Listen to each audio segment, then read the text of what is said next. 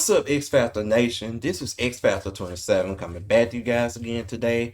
I got another great video from Sportskeeda. Shout out to them as always. Link to the original video will be down below. But it's mainly talking about the bill for WrestleMania 41. Myself included and plenty of other people have been thinking that the bill has been kind of lackluster from last year for WrestleMania 40, but I'm still excited for WrestleMania 41 regardless. But let's see what my boy Sportskeeda has to say and see if me and his opinions line up with each other. So let's get to it. And a bit uncharacteristic for WrestleMania season, well, you're not alone. It isn't that we haven't seen bad or underwhelming build-ups to WrestleMania before. Yeah. It's just that we haven't seen it under the Triple H era. The build-up to WrestleMania 39 and 40 in comparison were straight fire. Yeah. The stakes felt high, the matches felt right, and even though everything wasn't as perfect, it was a whole lot better and more exciting than what we're getting today. Not only that, but the European tour has been a very interesting choice in the build-up. We're going to get into why and explain just exactly why the build-up to this WrestleMania is even more absurd than it seems on the surface. So you're probably aware of the fact that WWE is in quite a hot era right now, and it has been for over 2.5 years. Yeah. It seems like they can't really go wrong, and each event seems to set some new record or the other. It's quite clear in the attendance and the reactions from the audience that this is quite literally the healthiest place that WWE has been in a very, very long time. It's hard to even think of a period in the 2010s that was this hot. In 2011, you had the Summer of Punk. In 2012, there was the iconic Rock vs. Cena feud. And 2016 was arguably the best year of the entire 2010s when you look at it from a quality standpoint. But this level of consistency has been unprecedented, so of course it only makes sense that it has to come to an end at some point. Just to be clear, this isn't a doom and gloom type of thing. It's just pointing out the fact that the build up to WrestleMania has left a lot to be desired. There were a lot of questions about the choice of the Royal Rumble winners, particularly the men's one. When you consider the fact that neither Rumble winner is headlining WrestleMania, it starts to make less sense by the minute. The only feud that's really been lighting up the world is the Women's World Championship rivalry, but even the epicness of Io Sky, Rhea Ripley, and Bianca Belair hasn't been enough to justify the overall buildup. The John Cena heel turn should have been the moment, but they failed to capitalize on it immediately, and when they did, it was Cena just blaming the fans for treating him badly, despite the fact that he was unanimously respected for nearly a full decade by that point. Yeah, I still to this day kind of don't get why Jey Uso won the Royal Rumble. I get that I love Jey to death. He's one of my favorites in WWE, but I really feel like John Cena should have won it.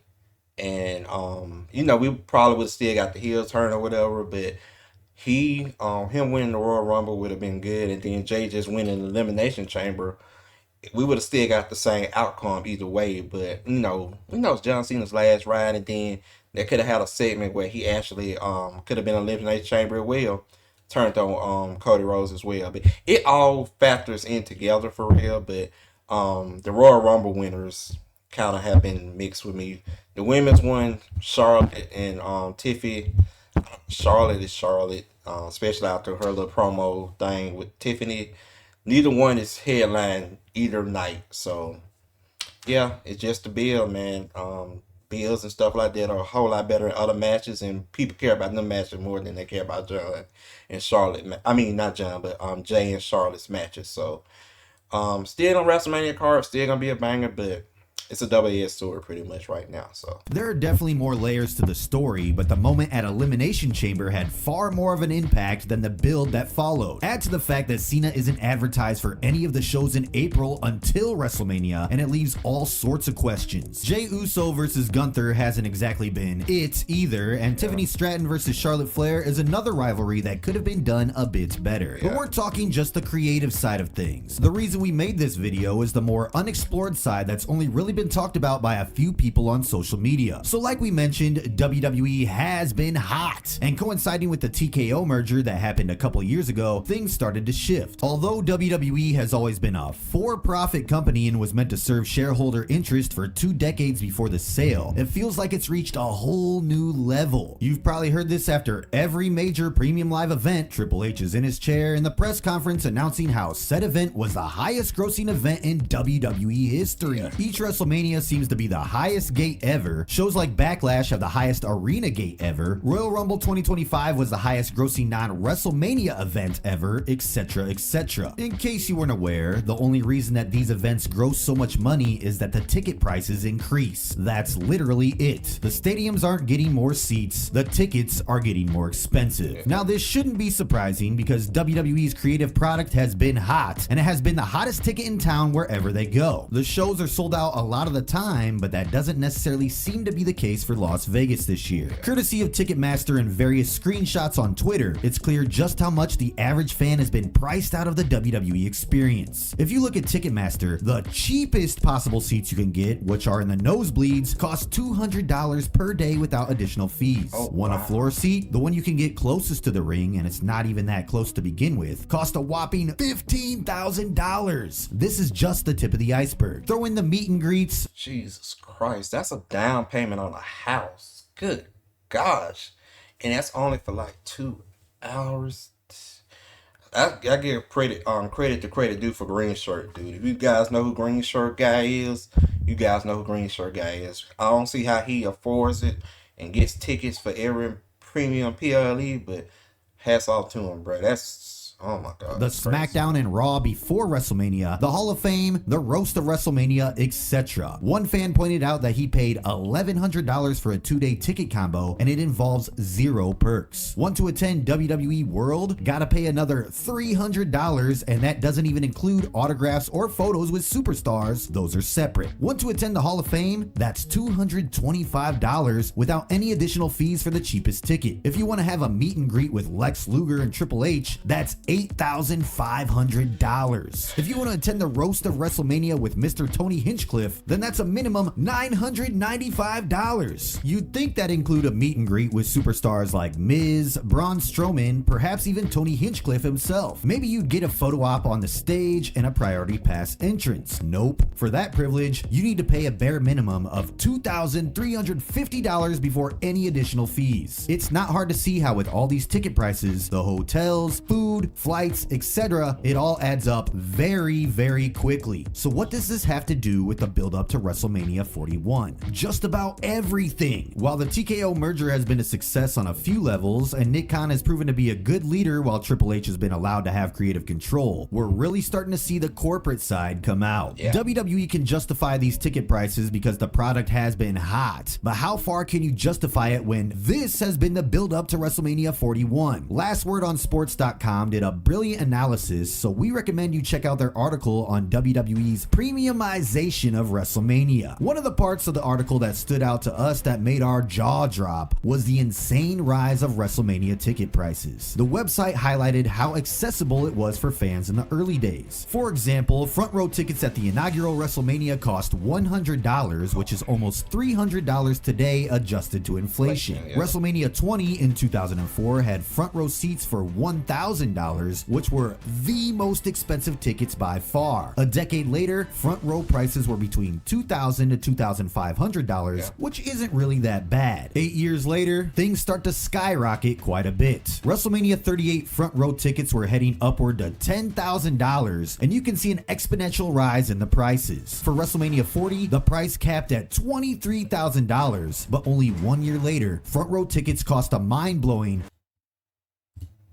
front row tickets cost a mind-blowing, wait for it, $50,000 freaking dollars. That exponential rise in price is absolutely insane considering the state of the economy today, whether you live in the United States, Canada, Ireland, Australia, Japan, or India. It doesn't matter because those prices are downright ridiculous. When you consider the first WrestleMania front row tickets adjusted for inflation only cost $100 more than the cheapest nosebleeds this year, it starts to look insane. It's clear that it's a change in strategy. According to the same article we referenced, it highlights WWE's trend of turning WrestleMania into a premium, must-see, once-in-a-lifetime event. So in that regard, they don't mind pricing out the family that wants to make their kids' dreams come true by attending WrestleMania. Most fans simply can't afford it, and let's address something as straightforward as we can. A once-in-a-lifetime premium experience works when you're getting main events involving The Rock, Roman Reigns, Cody Rhodes, etc. While Cody Rhodes, Roman Reigns, John Cena, WrestleMania, Seth Rollins and CM Punk are the marquee names headlining this year. It's the equivalent of putting a fancy bow on a hollow gift and then charging a bomb for it. WWE is trying to make WrestleMania into a Super Bowl-like event, and the NFL has successfully priced out the average fan as well. Taylor Swift's Eras Tour had absurd prices, but people were willing to pay those prices. WWE is focusing on an elite class of fans to attend WrestleMania, but is it really sustainable when you have a build-up to the show like this? Does watching the Jey Uso Gunther feud make you want to go and be like, yeah, I'm willing to pay thousands and thousands of dollars for that? Like we said, WWE is in a position where they can currently command these type of ticket prices, but for how long? Once WrestleMania is done, you're gonna see Triple H in his high seat in the press conference bragging about how this was the highest grossing WrestleMania in WWE history. You're going to see them show off a lot of these metrics that sound impressive, but the question is, impressive to who? Maybe to the TKO shareholders, but what about the average fan who just wants to see a good product? You're going to be hard pressed to find a fan who actually cares. You're probably going to argue that because it's Las Vegas, it adds an element of premiumization. But here's the problem. It's going to continue to create a further divide between WWE and its fan. Yeah, because it's only going to keep getting worse and worse from the years go on, for real. Because let's be honest, like, I'd say like a couple years ago, say 3 years ago, I paid pretty good for a live show, pretty much. I think that's when Triple H was first doing creative and stuff. He wasn't there, of course. It was like a WWE live show, and I paid pretty good for it, but hey, I didn't get that. I didn't get to meet the fans, and then I didn't get to meet Liv. I didn't get to meet Sammy, KO. All them guys were there, and I was literally like a seat or two behind. But the cost for to meet them, the meet and greet, and the premium seats, priority pass for that live event was crazy. Like, it would literally be like almost 2 or 3 of my checks for total, for real. So I paid for what I could though, but still got a good show, still got a good seat. But if it was just a little bit more cheaper and stuff like that, I would have been able to meet them and stuff like that. But I just couldn't shell it out, for real.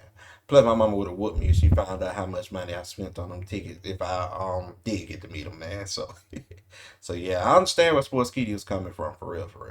In an attempt to make WrestleMania an incredibly premium event, WWE is going to intentionally isolate the millions of fans who don't belong to economically privileged categories. It isn't just since 2008 that WWE targeted family crowds, it's been for decades in the past. Except for a period in the 2000s, family crowds have always been a big part of WWE. You can't go on the media and state that WWE is committed to the family demographic while completely outpricing parents who have to tell their children with great bitterness and disappointment that their dream of attending WrestleMania can't be fulfilled because it's just too expensive. In the end, average people are going to choose their rent and bills to pay over WrestleMania, and it's only a matter of time before fans start to vote with their wallets. When it starts to affect every non-WrestleMania event and tickets are just a little too out of reach, WWE is going to have to get off its high horse with these statistics that make them look more profitable than ever. In a world that's getting increasingly divided between people at the top, the middle class, and the poor, WWE is positioning itself as unapologetically on top, and this is bound to create a sense of resentment from fans. With WrestleMania 39 and 40, WWE booked the build-up and the shows like they had a point to prove. In 2025, the booking has gotten so complacent that they are relying on hot European crowds to cover up the fact that the shows have been boring for the most part and not very WrestleMania worthy. This has been one of the biggest missteps that they've taken since TKO took over, and it may take a while before lessons are learned. Sure, fans in Brussels don't have to shell out 150 euros for a tiny wristband in the merch store, but making that argument misses the point entirely. It's a matter of time before the bubble burst, and the build up to WrestleMania 41 has been one massive misstep for WWE and TKO. It paints them in an arrogant light, telling fans that they don't care if they can't afford tickets because someone else is willing to pay that price. But once that bubble bursts, you're likely going to see the TKO executives come back down to earth. You're probably going to see a greater focus focus on creating a solid build up to WrestleMania. And hopefully fans will wake up to the fact that WWE bragging about gates isn't something to applaud. It should be a wake up call that those paying absurd ticket prices are being overcharged by a company that's worth billions. Time will tell how things will play out, but if the ticket prices continue to rise like this, it's only a matter of time before most fans realize the truth that the best seat is in your house having some snacks and drinks and watching wrestling on television or streaming. You may not get that live experience, but it isn't as bad as you might think. Let us know what you think about the build up to WrestleMania and WWE charging absurd ticket prices. As always, thank you for watching and we'll see you in the next one.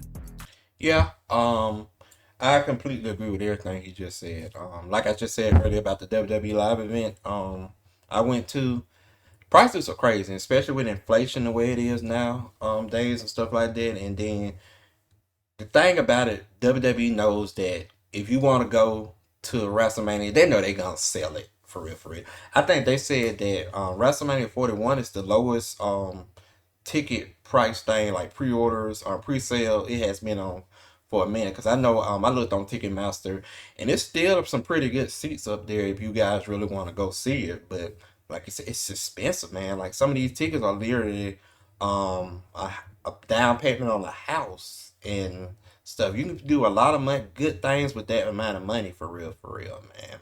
And just for like 1 or 2 days of, it's like he said, it's a lifelong dream and stuff. Because I really want to go to WrestleMania one day, but I would have to probably sell my kidney or something like that to even get close to even good seats, considering that fact. And that's not including no perks, no nothing like that included as well. Like green shirt dude is always there. I don't know how he do it. Dude's a legend. He should be in the Hall of Fame just for that, for real, for real. But the people that can afford that, power to him, man. Everybody ain't the same, but I know if I can just one day go to WrestleMania, I'll just be happy, man. And if I can get set on by Nia Jax, I'll be happy about that as well. So I don't think that's part of a pass yet. That ever get part of a pass, I may have to shell out money for that. I'll figure out a way. But other than that, man, thank you guys for watching. Shout out to Sports Kitty as always. Link to the original video down below.